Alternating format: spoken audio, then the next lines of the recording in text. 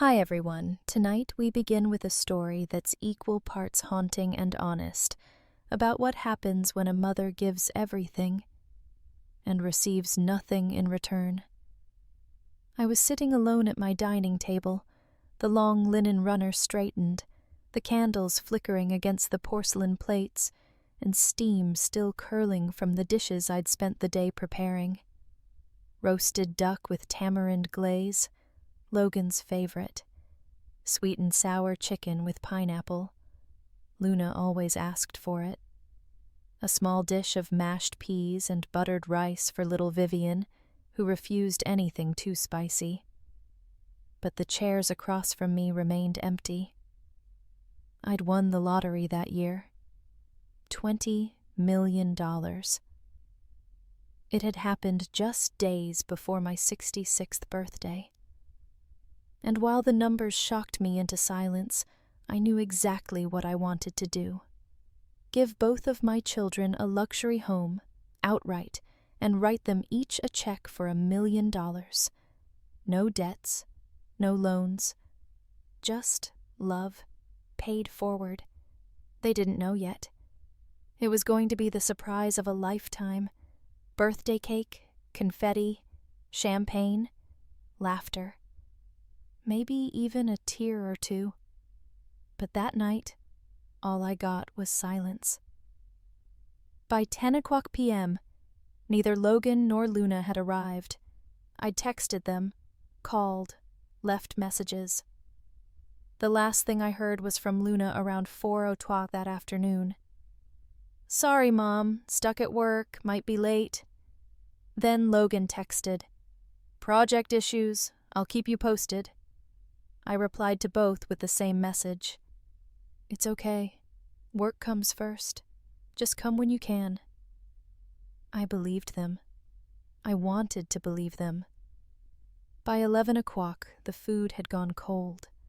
I wrapped it in layers of plastic and tucked the dishes into the fridge. On the coffee table were 2 pristine real estate contracts and 2 crisp $1 million checks. I'd chosen the properties myself, one modern villa on a quiet hillside and one ocean view home for Luna, who'd always dreamed of living near the sea. I sat down on the couch, exhausted but still hopeful, thinking maybe they'd show up after midnight. I kept the lights on. Sleep crept in slowly, like fog across a glassy lake. I wasn't sure how long I had dozed off when my phone buzzed beside me. Luna. I picked up instantly. Before I could speak, she began, her voice hurried and apologetic. "Mom, I'm so sorry. Work was just insane today, and I couldn't step away. It's too late now, so I'll head back to my apartment. You should get some sleep, okay?" And just like that, she hung up. No happy birthday. No I love you. I stared at the screen. 11:47 p.m. Her apartment was one I'd rented for her years ago, right near her job, to cut her commute and help her sleep more. I did that. Quietly, without expecting anything in return. I waited another 15 minutes, hoping Logan would call. He didn't.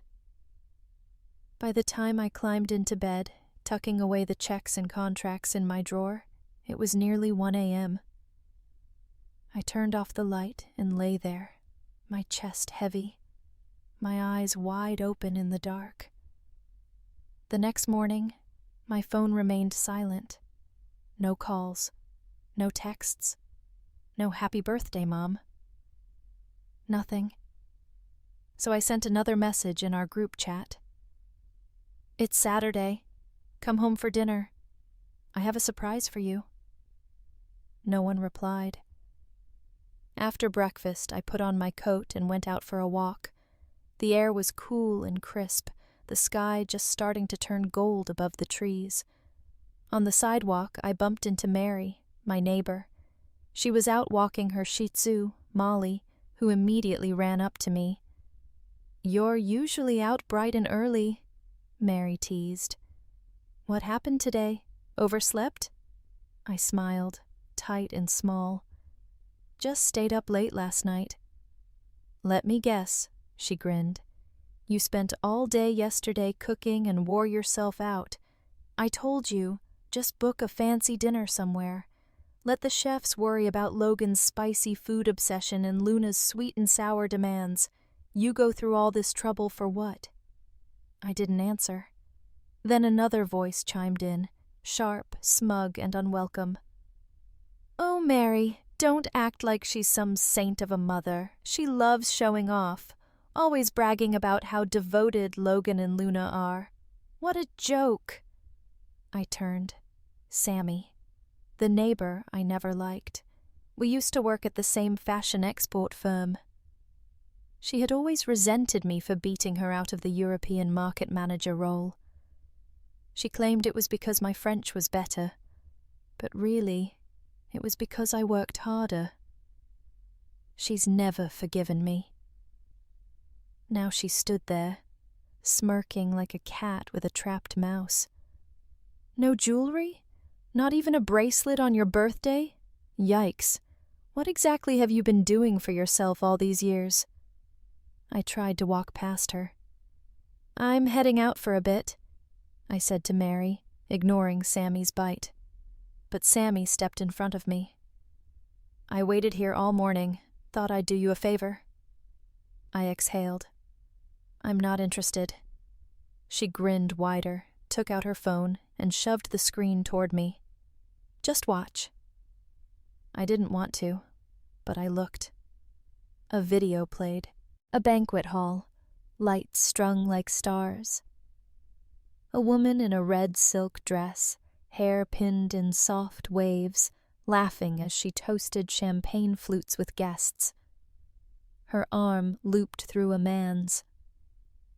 Jeff, my ex-husband, and the woman beside him?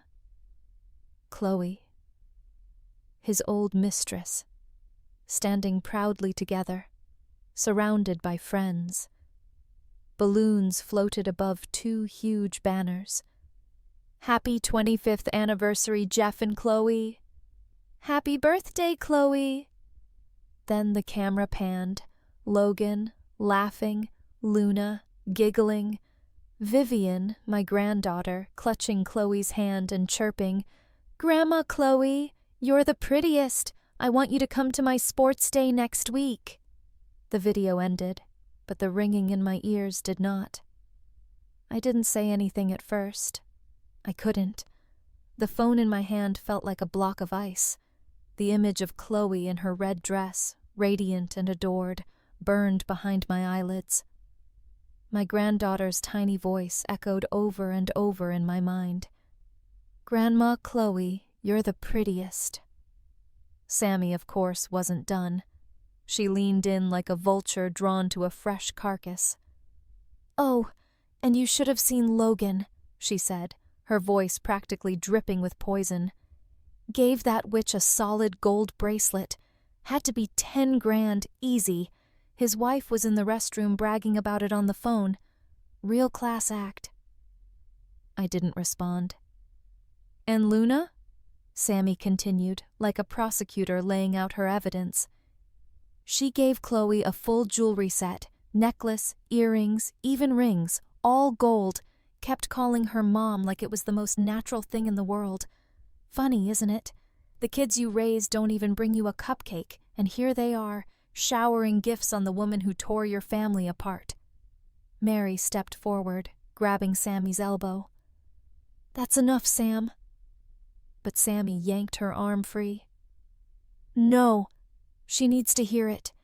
She needs to open her eyes. They've used her for years, milked her dry.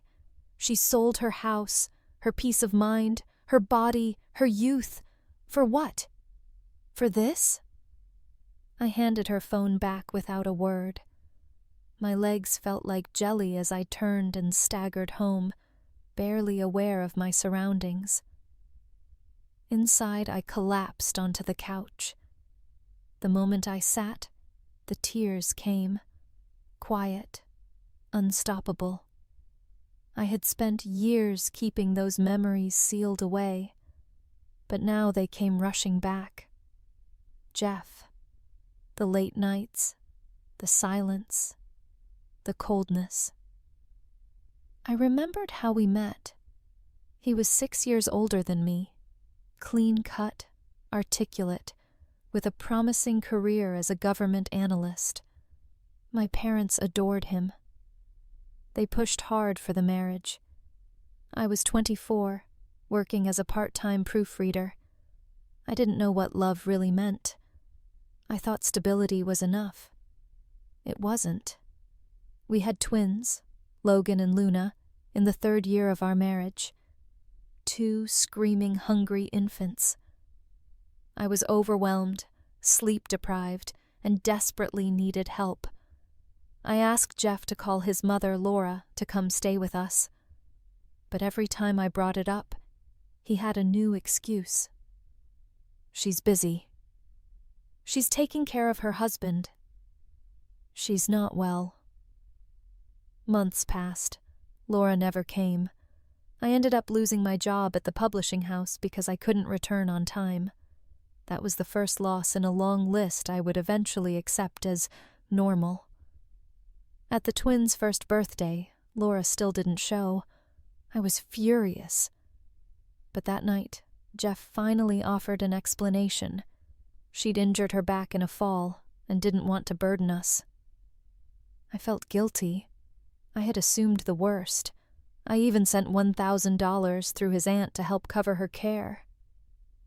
Except there was no injury. 1 week later, Jeff's aunt confessed to me that Laura had never fallen.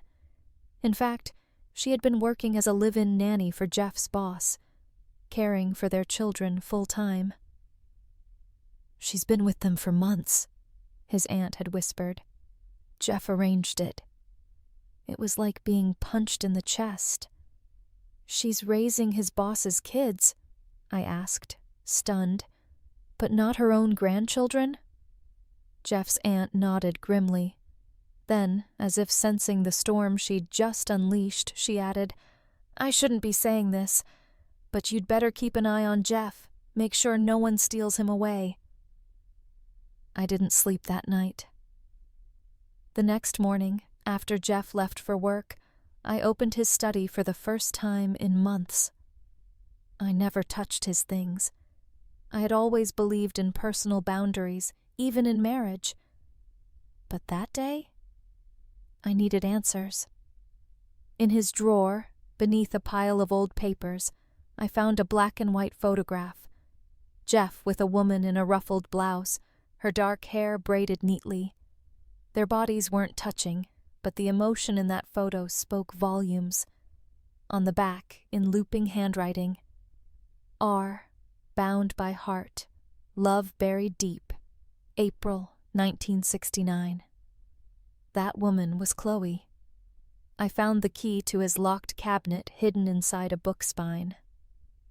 Inside were dozens of letters, all from her. Chloe. The woman who would later wear red and stand smiling beside my ex-husband while my children called her Mom. They had written to each other for over a decade. Through college, jobs, even after he married me, she called his mother Mom. She thanked him for sending money. She wrote about how exhausting it was raising a child with a husband who was never home, and how grateful she was for Jeff's love and loyalty. One line in her letter still burns in my memory. Every time your mother cares for my daughter, I feel happy, but also guilty. I want to call her Mom, too. And then, worse. Your wife had twins? The only thing I've seen give birth to 2 at once is my dog. Can't imagine how fat she must have been. I didn't cry. I didn't scream. I waited. That evening, after putting the twins to sleep, I confronted Jeff. I didn't throw the letters. I didn't shout. I simply placed them on the table, one by one, like receipts at the end of a long, ugly meal. He didn't even flinch. "It's just letters," he said blandly. "If it bothers you so much, I'll stop writing." No apology, no explanation, no shame. I remember the twins crying in the other room, wailing with hunger. I had asked Jeff to buy formula on his way home, reminded him 3 times. He forgot. I had nothing left to feed them. I staggered to the kitchen, tears clouding my vision, and made oatmeal using the last half cup of milk. I stirred with one hand, rocked them with the other, my lower back still aching from where Jeff had shoved me during a previous argument. I wanted to leave that night, but I didn't. I couldn't, because I was a mother, and mothers stay until they absolutely can't anymore. The night I truly broke was the night a letter meant for Chloe got returned by mistake. It was from Jeff. I opened it, knowing I shouldn't, but after everything, I didn't care anymore. It started with a joke, something only the 2 of them would understand. Then came the real reason he had written. He was sending her $3,000 to help her buy a fully automated washing machine. At the time, in the middle of winter, I was still scrubbing our twins' clothes by hand in freezing water. My fingers were raw and cracked. I didn't even own a semi-automatic washer. That was my breaking point. That night, I waited for him to come home. The fight started small, then escalated fast. Furniture was knocked over. I threw the returned letter at him and screamed, "How dare you send her thousands when we can't even afford a heater that works?" He didn't answer. He grabbed my wrist, yelling that I was crazy, that I was paranoid, that it was all in my head. Then, in a flash of rage, he shoved me hard enough that I crashed against the edge of our wooden dresser. Pain exploded in my back. I gasped, my vision going white for a second. He paused, only briefly, then stepped over me and slammed the door behind him. The only sound left was my children crying. I crawled to their room, biting back tears, forcing myself to lift one baby, then the other, whispering lullabies with a voice too hoarse to soothe anyone. It was like a war zone, and I was the last soldier standing with nothing but willpower holding me upright. The next morning, I reported Jeff's behavior to his workplace, City Hall. I sent them a letter detailing everything, the affair, the physical abuse, the financial betrayal. I even attached copies of the letters from Chloe. No one responded. Weeks later, I bumped into Jeff's supervisor at a public function. I introduced myself, thinking maybe he hadn't seen the report. He gave me a condescending smile and said, "It's inappropriate to bring personal issues into the professional space. You should handle your marriage at home." My marriage? Was that what this was? I went to a local women's support group. They were kind but hesitant. One woman said, "If he didn't break a bone or leave a mark, the police can't really do much." Another added, "An affair by letter isn't really cheating, right?" I was invisible. Even my own parents begged me not to file for divorce. "Everyone's marriage is hard at some point," my father said, waving away my protests like smoke. "Don't be dramatic." But I was done. The next time Jeff raised his voice to me, I called the police. Then I called the local newspaper and gave them my story. The fallout was nuclear. Jeff's career crumbled. His promotion to a higher government position was revoked. Rumors spread like wildfire, especially when I leaked the affectionate letters from Chloe to a sympathetic journalist. He went from a respected civil servant to a joke in political circles. By the time the dust settled, he was demoted to an administrative position, filing paperwork in a windowless archive room. Only then did he agree to a divorce. He tried to keep our son.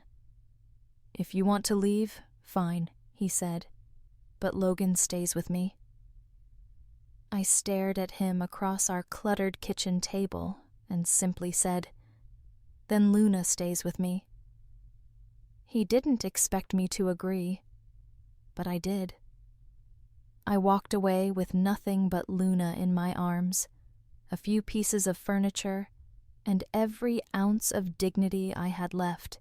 When I told my father, he exploded. "You divorced him? After all we did to get you married?"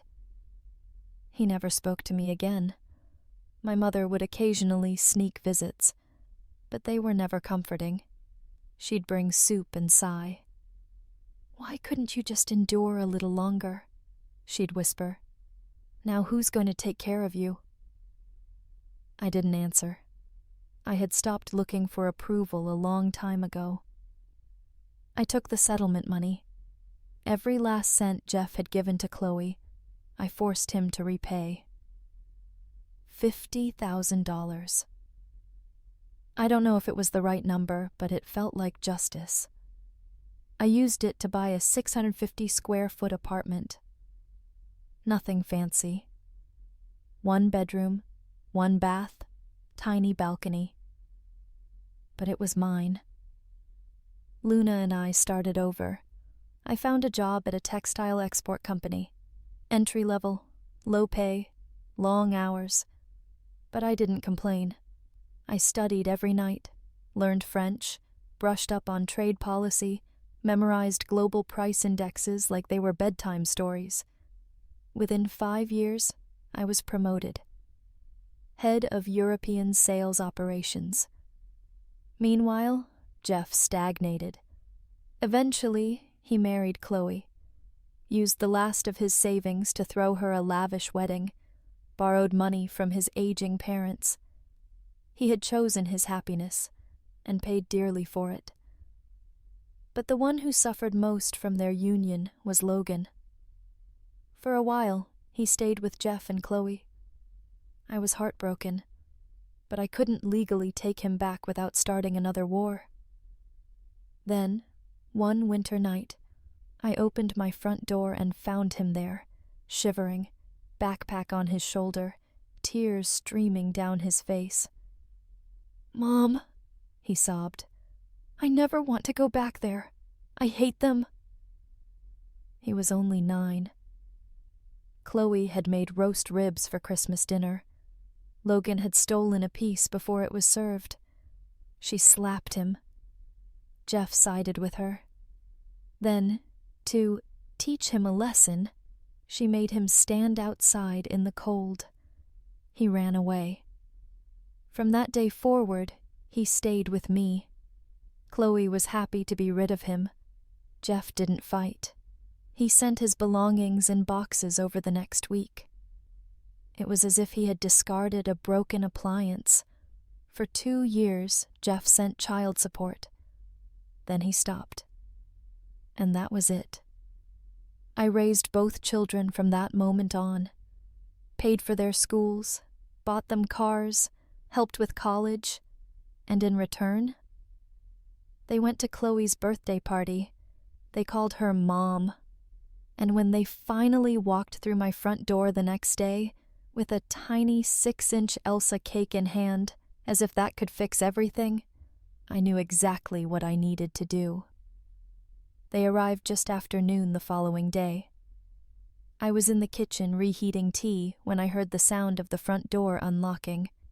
I hadn't given them keys in years, but apparently Logan had kept a copy. The door swung open, and their voices floated in like strangers returning from a trip I was never invited on. "Mom's not even home?" Logan asked, his voice annoyed. Luna sighed. "Didn't she say she wanted to have dinner together? Honestly, she's been getting more emotional lately. Everything is such a big deal." I stayed quiet. "I mean," Luna continued, "she expects us to drop everything just because it's her birthday? I had meetings yesterday. actual deadlines. Logan muttered, "You know how she is. Guilt trips, emotional blackmail. That's why I avoid calling unless I have to." Then a smaller voice broke through the living room chatter. "Grandma, are you playing hide and seek?" Vivian's little footsteps padded down the hallway. She peeked into the bedroom, spotted me sitting upright on the bed, and smiled. "I found you!" Her innocence hit me like a wave. Within seconds, Logan and Luna appeared behind her. "Mom," Logan said, trying to smile. "You scared us. You didn't answer the door." I stared at them. My face was calm. My hands rested on the blanket over my knees. "Happy birthday," Luna added, with a weak grin. "We brought cake." I looked at the small, glittery Elsa cake in her hands. Blue frosting, cheap plastic figurine on top. Vivian's favorite, not mine. It was for show, a prop to make their arrival seem heartfelt. "Sit," I said quietly. "I have something to say." Logan and Luna exchanged a glance, then took the seats across from me. Vivian climbed into her mother's lap, still smiling, unaware. I didn't drag it out. "You didn't come last night because you were at Jeff and Chloe's anniversary party," I said. Their faces changed immediately. Luna's brows creased. "Mom, there's no need to lie," I cut in. "You could have just told me. I wouldn't have stopped you." A heavy silence followed. "I didn't want to hurt your feelings," Luna murmured, her voice trembling.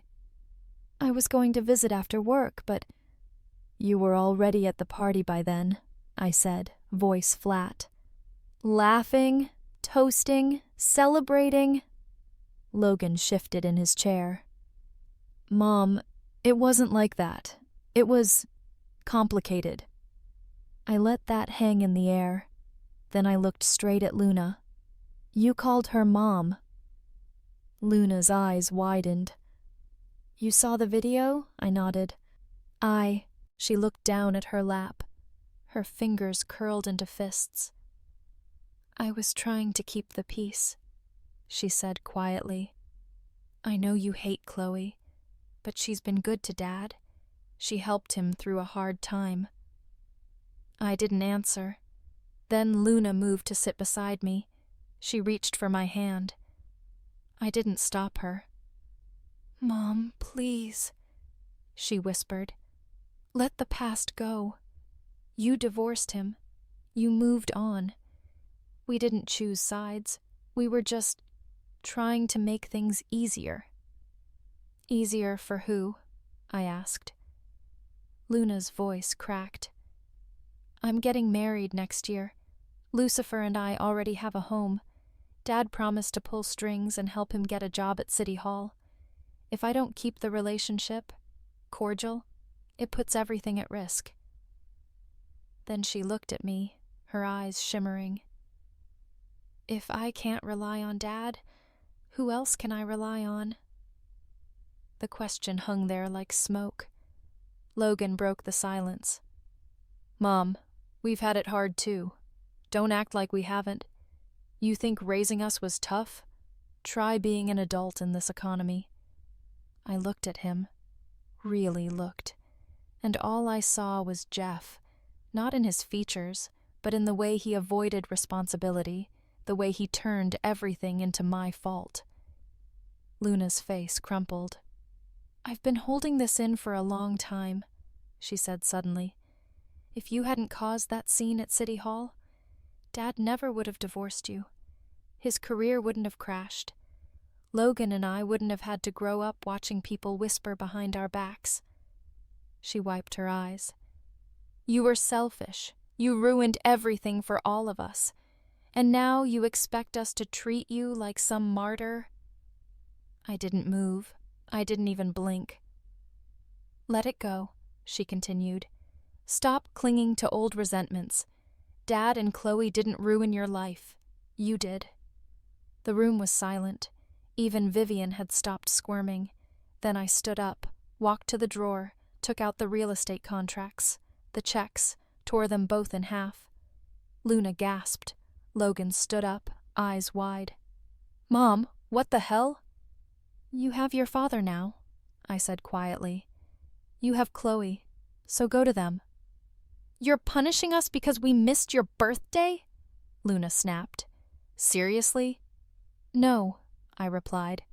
"I'm choosing peace." I turned toward the front door. "Get out!" Luna looked stunned. "Mom." "I don't have children like you anymore," I said, flatly. Vivian whimpered. "Grandma?" I bent down and gently touched her cheek. "You'll always be my little sweetheart," I said softly.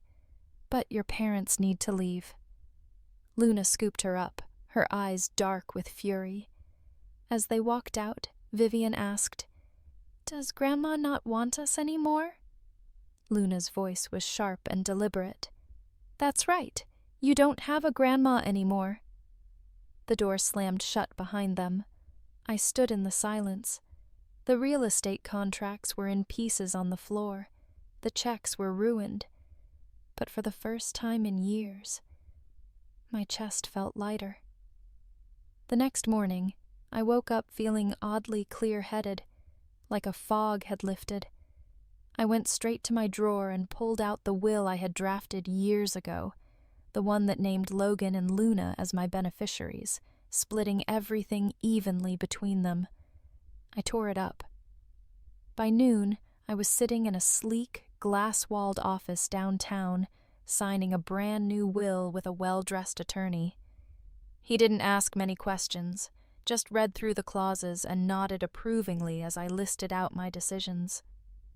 "Upon my death," I said clearly, "everything I own, my home, my accounts, my remaining investments, will be donated to charity, the Humane Society, women's education programs, and a shelter for domestic violence survivors." "No beneficiaries?" he asked, eyebrows raised. "None," I said. "My children no longer exist." By Monday, I had also listed Logan's house, the one still under my name, for sale. He and Michelle had begged me years ago to help them buy it. They couldn't qualify for a mortgage on their own, so I agreed, on the condition that the house would remain legally mine and they could live in it rent-free. It had always been a point of quiet resentment. They wanted ownership. I gave them security instead. And now, I was taking it back.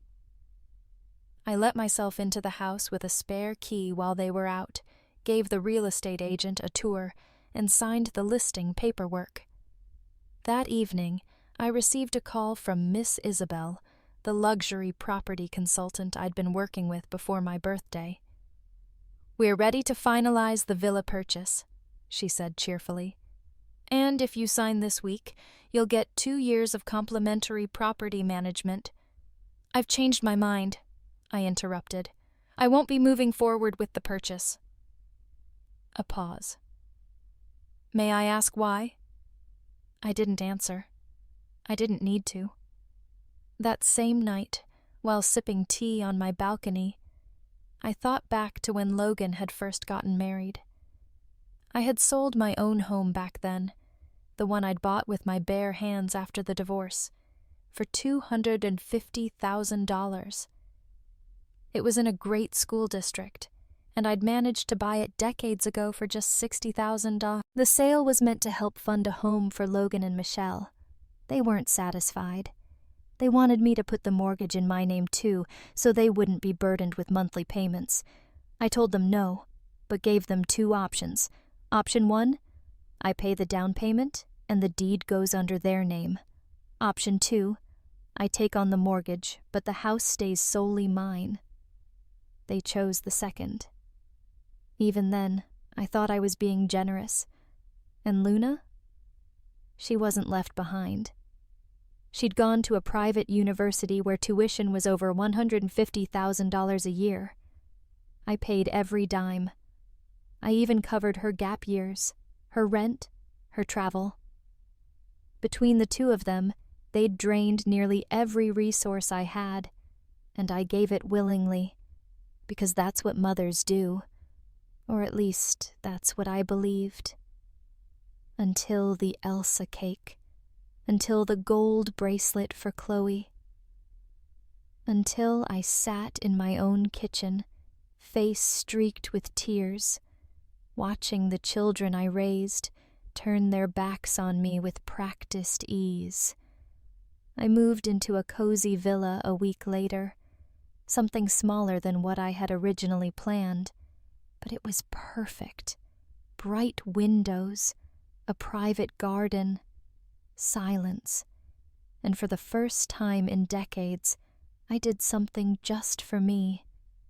I adopted 2 cats from a local rescue, one orange and wild-eyed, the other black with a white chin and paws. They curled beside me at night, their purring low and steady like distant waves. I started sleeping with the windows open. I baked banana bread with walnuts, just for fun. I even opened a bookstore cafe downtown, 3,000 square feet, soft lighting, wood-paneled shelves, and the rich smell of espresso soaked into every corner. I called it Chapter 1. It wasn't built to make money. It was built to be mine. But peace never lasts long. A week after the house listing went live, my phone began ringing off the hook. I didn't recognize the number at first, but the voicemail told me everything. "Mom," Logan's voice hissed. "What the hell are you doing? You sent a lawyer and a realtor to our house? Are you out of your mind? You're selling our home?" The way he said it, our home, as if I hadn't paid for it, as if he hadn't signed the contract stating otherwise. "You're insane," he barked. "You're doing all this over a birthday dinner? Jesus, no wonder Dad left you. If I were him, I would have chosen Chloe too." He kept ranting, but I stopped listening. I hung up, blocked his number. Minutes later, my phone rang again. This time it was Michelle. I hesitated before answering. When I picked up, I didn't expect to hear Logan's voice again. He had grabbed the phone from her. "You think you're so righteous?" he spat. "Fine, sell the house. But don't expect us to take care of you when you're old and sick. You'll come crawling back." I laughed. Actually, laughed. "Perfect," I said coldly. "Since you've chosen Chloe as your mother, ask her to buy you a house. This one is mine, and you're trespassing.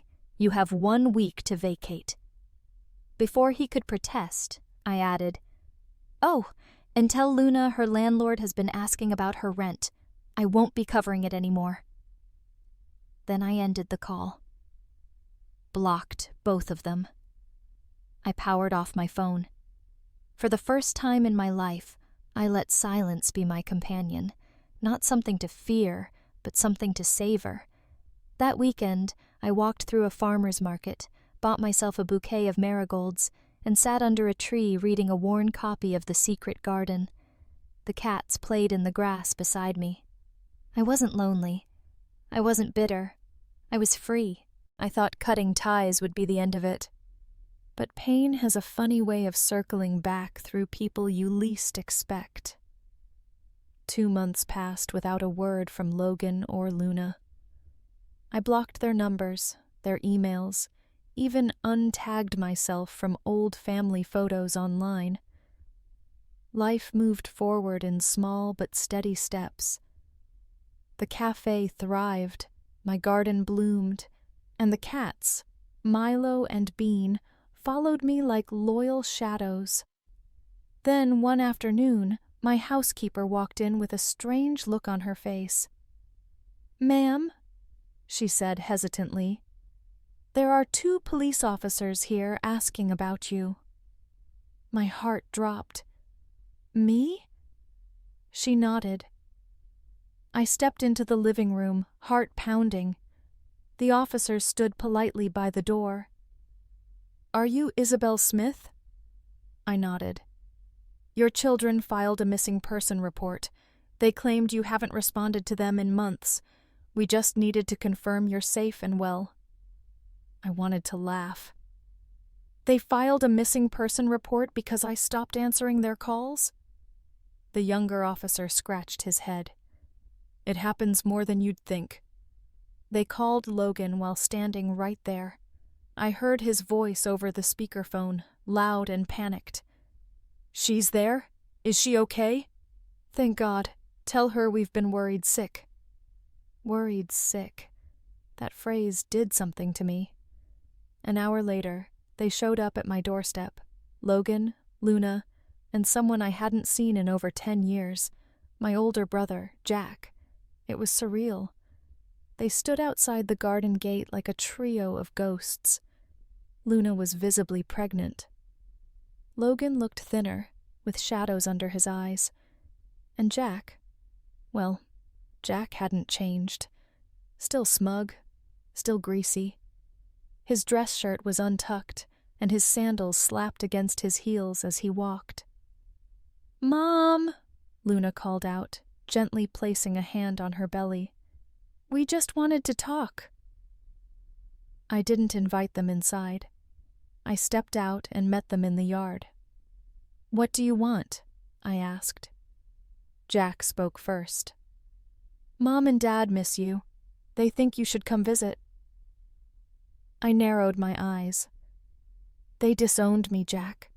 Or have you conveniently forgotten that part?" He gave a lazy shrug. "They're old. They don't remember everything the way it happened." "Why are you really here?" Jack sighed, rubbing his hands together the way he always did when he was about to ask for something. "Dad fell a few weeks ago. Doctors say it's not looking good. Bedridden, needs full-time care. We figured you'd want to be there. You always said they favored me. Well, now's your chance to even the scales." I laughed, sharp and humorless. "You want me to wipe the man who cut me off from his life just because I got a divorce?" He hesitated. "You're still legally their daughter," he said. "You're responsible." "Let him sue me," I replied. "But until a judge tells me otherwise, not a penny." Luna stepped in. "Mom, please, can we talk? Just the two of us?" She glanced toward the cafe. The sign on the glass window now read, "Closed for the afternoon." I studied her face. She looked tired. Not the well-groomed, sharp-eyed daughter who once delivered PowerPoint presentations better than seasoned executives. She looked real. Human. We sat in the garden, under the shade of the elder tree I had planted last spring. "I know you're angry," Luna said, hands cradling her stomach. "But I didn't come here for money." I didn't say anything. She looked down. "Lucifer cheated on me. I'm 4 months pregnant, but the woman he was seeing is already due any day now. He moved in with her, said it was less stressful." My mouth went dry. "I drove 3 hours to see him last weekend. Found him with her. When I confronted him, he pushed me, hard enough to leave this." She pulled back her hair to reveal a deep purple bruise near her temple. I stared at it. Stared at her. For a long time, neither of us said anything. "I told Dad," she continued. "Told Chloe, too. They said not to overreact. That maybe I should have been more supportive. More patient." That was when the tears came. Big, silent tears. The kind I knew well. "Mom," she said brokenly, "I think I made a mistake. A big one. I didn't understand before. But now—" Her words trailed off. "I read your texts," I said softly. "Everyone." Her eyes widened. "You did?" I nodded. But I didn't respond. Because you didn't write them for me. You wrote them for who you wanted me to be. Someone who still wanted to fix this. She shook her head. I wrote them because I finally saw the truth. You were right. About Dad, about Chloe, about everything. I wanted to comfort her. I did. But something inside me held back. I told you once, I said gently, that a woman can live a good life on her own. That wasn't bitterness. That was truth. She nodded slowly. It just took me longer to believe it. Jack reappeared at the gate, tapping his watch impatiently. I have to go, Luna said, rising carefully. She paused beside me. I don't expect forgiveness, but I'll keep trying. For my child, for myself, I want to be better than I was. As she walked away, her hand rested on her belly like a silent promise. I sat there long after they left, watching the wind play through the petals of the marigolds. In the distance, Milo was chasing a butterfly, tail flicking in focus. I didn't cry. Not this time. I had learned how to sit in pain without letting it consume me. The seasons shifted. My cafe bloomed. We started offering monthly themed drinks. Golden Fortune Latte in January, Sweetheart Mocha in February, Lavender Cloud in March. I let the young baristas come up with the ideas. They loved it, and so did our customers. One slow Tuesday morning, I was stacking books near the window when I heard the bell above the door chime. Hi, a familiar voice said. I turned around. Michelle, Logan's ex-wife. She wasn't wearing makeup. Her shoulders slumped a little more than I remembered, but there was still a grace to her walk. A quiet confidence I hadn't noticed before. And then I saw the man beside her. He was tall, clean-cut, maybe mid-40s. They weren't holding hands, but their closeness said enough. Michelle smiled sheepishly. I didn't know you owned this place, she said. I've seen it on TikTok. My students love it. She paused. I'm not here for drama. I just thought you should know. Logan and I are officially divorced. I nodded. She gestured subtly toward the man beside her. This is Alex. We're trying something new. I didn't respond. We separated before I met him, she added quickly. But Logan, he didn't wait. Chloe introduced him to someone and her voice caught. That woman was married, with 2 kids. When I found out, he told me it wasn't his fault, that he deserved to be happy. I sighed. He always said that. Michelle nodded. I guess I just wanted you to know. You were right. About a lot of things. I didn't say. I told you so. I didn't need to. Michelle looked around the cafe. It's beautiful here. I gave a small smile. Thank you. She turned to Alex. Let's go somewhere else. As they left, I looked at the little wooden "Quiet Please" sign hanging above the bookshelf. For a moment, the silence that followed felt heavier than usual, but it passed. A few weeks later, someone sent me a video from Luna's wedding. It wasn't from her. It was from a friend of mine who still kept up with local society events. The clip opened with a close-up of the wedding stage, strings of crystal lights, a violinist playing something soft and elegant. Then I saw her, Luna, glowing in white lace, smiling as she walked down the aisle. And sitting in the front row, wearing a soft lavender dress and matching pearls, Chloe, not me. The caption under the video read, Luna's stunning wedding. Chloe Smith sits in the mother's seat.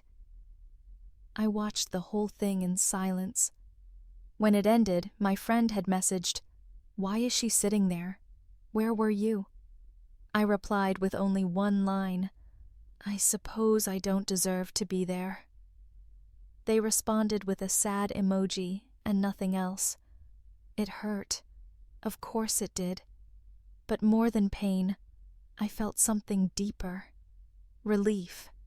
The moment that clip ended, something in me clicked shut, like a door gently, finally closing. There would be no mending this. No final scene with tearful apologies and dramatic reconciliations. And I was okay with that. Instead, I threw myself into the cafe. We started a weekly open mic night. College students read poetry, retirees shared essays. Once, a girl read a letter she had written to her late mother and cried halfway through. The whole room stayed silent with her. No one judged. No one left. In a strange way, it reminded me of the life I once dreamed of. A life full of connection and softness, without betrayal at every corner. I hired more staff, gave them higher wages than average, offered flexible hours to single moms and college kids. One afternoon, I sat at the corner table flipping through a supplier catalog when I looked up and saw Luna walking in, holding a baby. She spotted me, hesitated, then made her way to the counter. She didn't order coffee. She didn't make small talk. Instead, she gently laid a note on the counter. "I won't stay," she said. "I just wanted to say thank you." Then she turned and left. I picked up the note and opened it. Inside was a Polaroid of her and the baby, cheeks full, eyes wide. The back of the photo read, "This is Noah. I'm doing it on my own, just like you did." I didn't cry, but I did frame the photo and place it behind the counter, facing inward, where only I could see it. That night, as I closed up the shop, the young barista asked me, "Ms. Isabel, do you ever get lonely?" I smiled. "Sometimes," I admitted. "But loneliness is like bitter coffee. It gets easier to drink when you stop expecting it to be sweet." She laughed and said I should put that on a t-shirt. Maybe I will.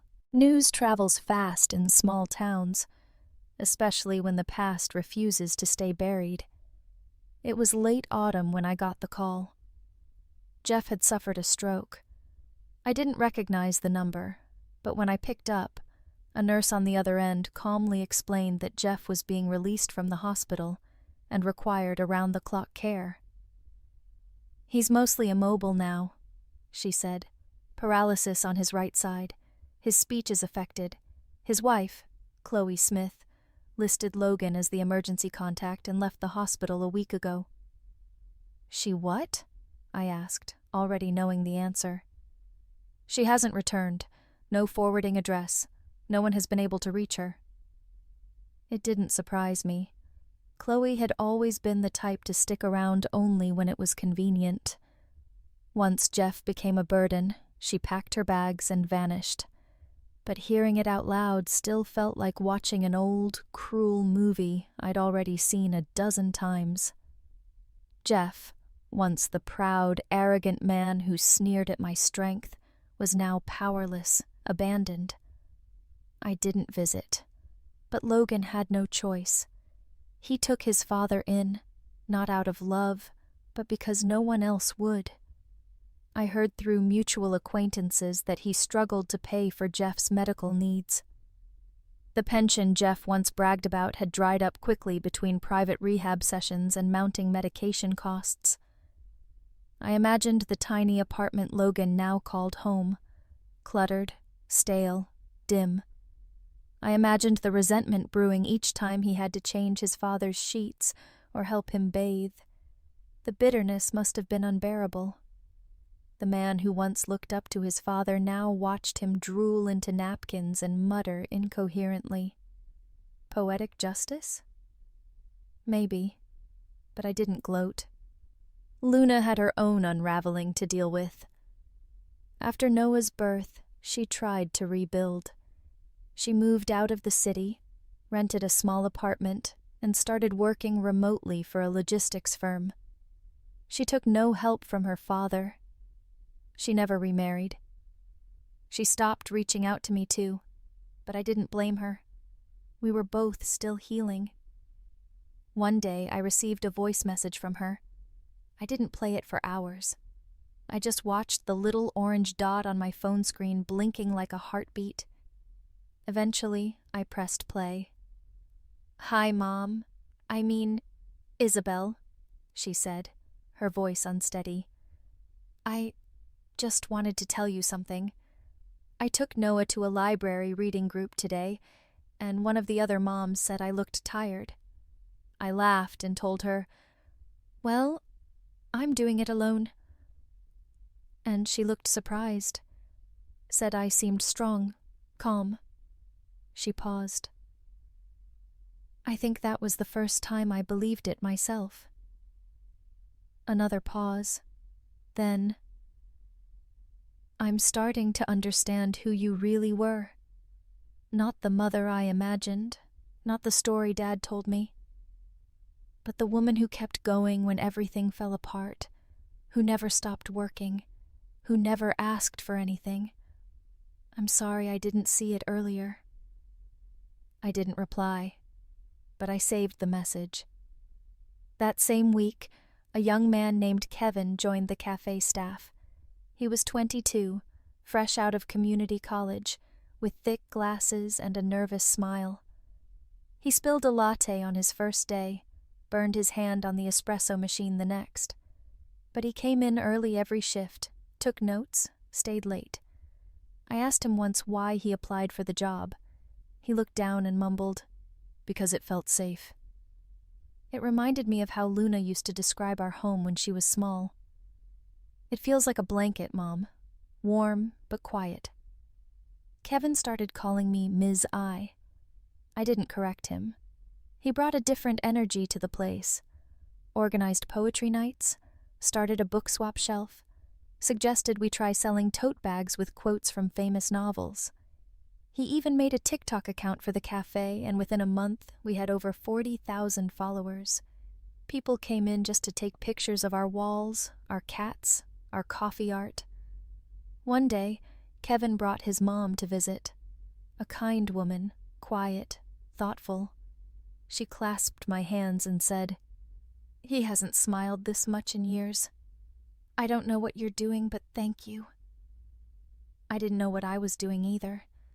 I just gave him what no one gave me at that age, space to grow. Sometimes when I sat near the window with Bean on my lap and a cup of ginger tea in hand, I'd hear someone laugh from the back room and think, "This is what I built. Not Logan, not Luna. Me." One rainy Sunday afternoon, I received another message from Luna. This one was just a photo. Noah, now nearly 3, sitting on a picnic blanket under an umbrella, biting into a peanut butter sandwich. The caption read, "He asked me today if he has 2 grandmas. I told him he does." Still, I didn't reply. Not because I was angry, but because I knew now, love can't be demanded. It must be earned, and sometimes re-earned. That evening, I stood in the hallway of my villa, surrounded by framed photographs, old pictures of me at work conferences, with Luna as a toddler on my hip, Logan building a model rocket on the living room floor.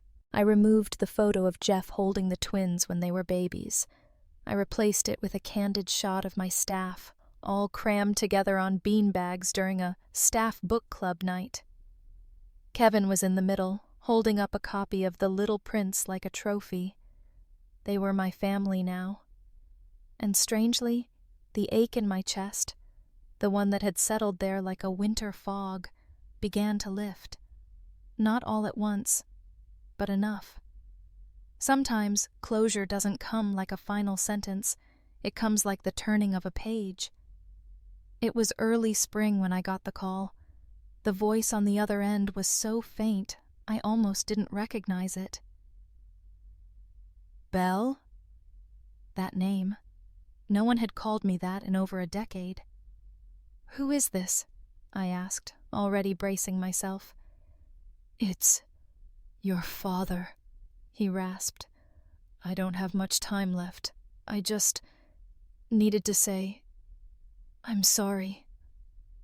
His breathing was strained, each word dragged from a place of old bones and too late regrets.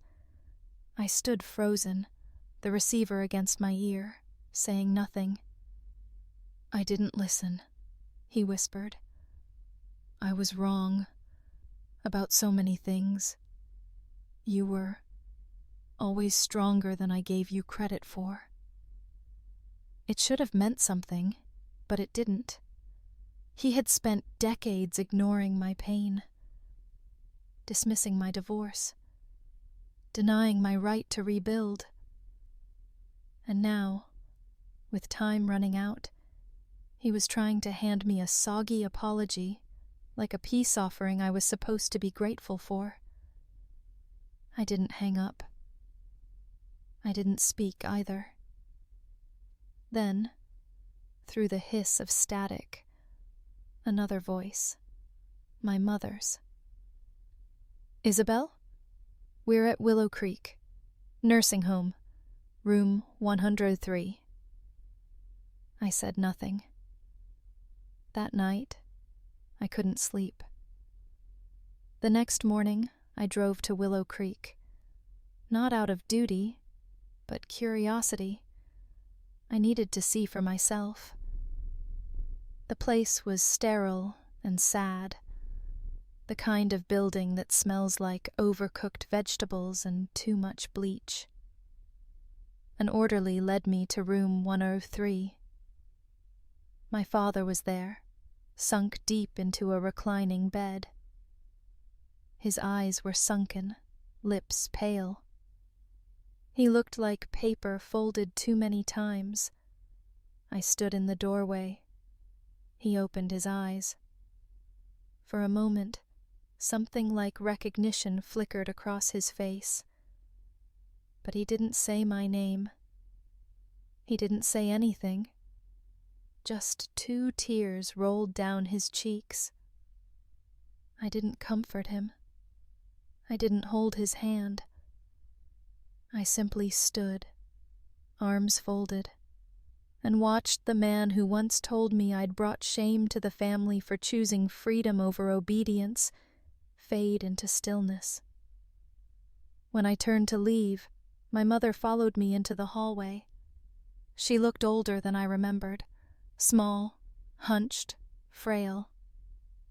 "You came," she said softly. I didn't respond. She held out a hand. Her fingers trembled. "I'm sorry I didn't stop him," she whispered. "I just didn't know how. He always decided everything." I believed her. That was part of the tragedy. "I have nothing left," she said, voice breaking. "Jack, he put us here and told the nurses to just keep us alive for the pension checks." I took out my checkbook and wrote her $10,000. "For his funeral," I said. "I won't be attending." Her hand shook as she took the check. "Will I ever see you again?" I gave her a long look. "You already didn't, Mom." I walked away before she could say anything else. After that, the world seemed quieter. I spent more time at the cafe. We opened a second reading room for kids. I donated a portion of the cafe's profits to a local shelter for women leaving abusive marriages. Kevin helped me set up a little scholarship fund for 2 local high school seniors each year. He named it the Bell Grant, after the name he once overheard on my phone. I didn't correct him. Spring turned to summer. On a particularly warm afternoon, I found an envelope slid under my door. No return address. Inside was a Polaroid of Luna and Noah on a hiking trail, grinning, their cheeks pink from wind. On the back it read, "He walked a mile today without help. I kept thinking of you, how you taught me to climb mountains, even when I was crying. Thank you." Still, I didn't respond, but I put the photo next to the one she gave me when he was a baby. One evening, I sat on the porch, Milo curled on the cushion beside me, Bean asleep in the planter box, my teacup still warm in my hands. I watched the sun dip low, washing the sky in orange and rose. Kevin came outside, holding 2 mugs of tea. He handed me one. "For the record," he said, "you're everyone's favorite." I chuckled. "Of course I am. I feed them." "No," he said, sitting beside me. "You saw us when no one else did." I looked out toward the garden, wildflowers swaying in the soft breeze. "I just gave you what I wish someone had given me." He was quiet for a moment. Then, "Do you miss them?" It was a fair question. A fair moment. "I miss the people I thought they were," I said honestly, "but not the ones they became." We sipped our tea in silence. I wasn't bitter anymore, just older, softer in the right places, sharper in others. That night, as I locked up the cafe, I paused by the photo of Luna and Noah. I touched the glass gently and whispered, "I hope you're okay." That was enough. Not every wound has to scar. Some just close. Autumn came early that year. The trees outside my villa shed their leaves like they were finally ready to let go. I watched them every morning from my window.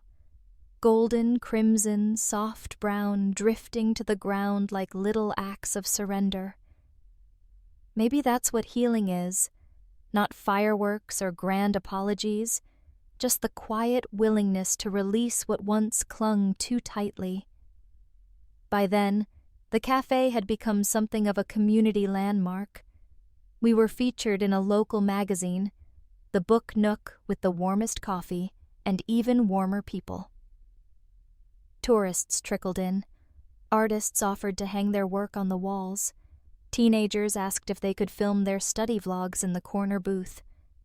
I didn't mind. It had become more than a business. It was a sanctuary. One rainy Wednesday afternoon, while restocking shelves, I saw a man outside the cafe struggling with an umbrella.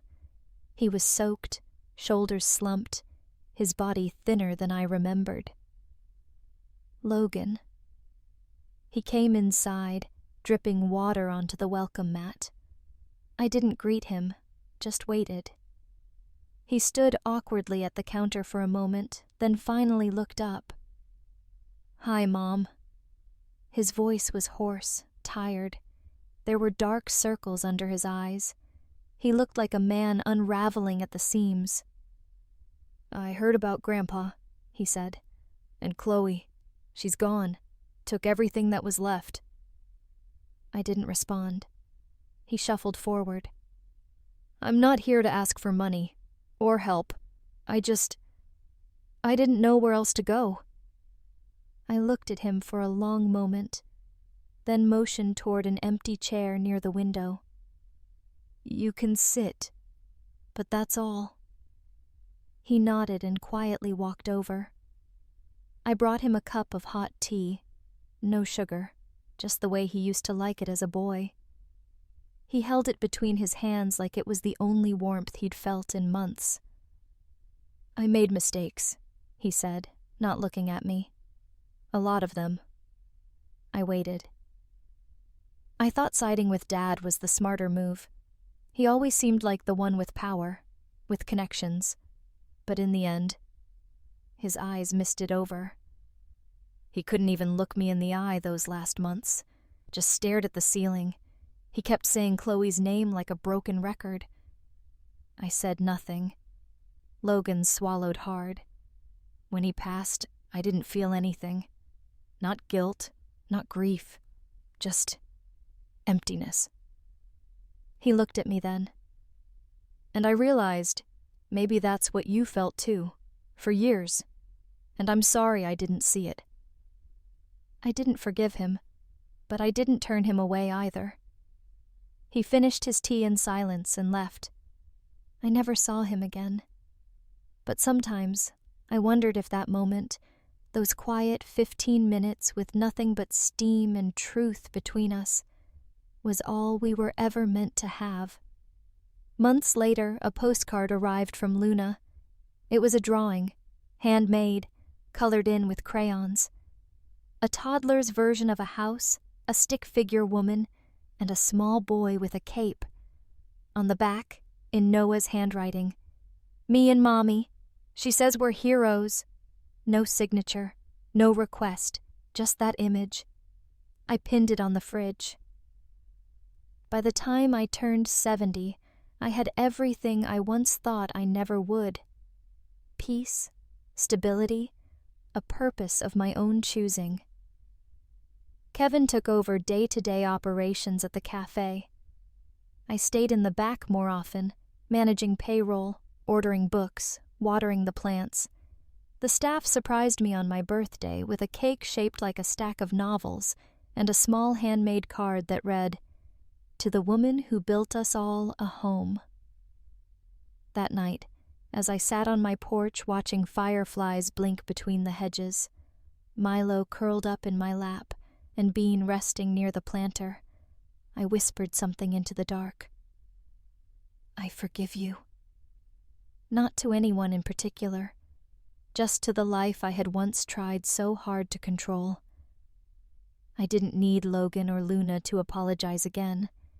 I didn't need my parents to rise from the grave and tell me I was right. I didn't need anyone's approval anymore. I had learned something simple, profound, and painfully earned. Closure is not a door someone else opens for you. It's the one you lock quietly from the inside and walk away from for good.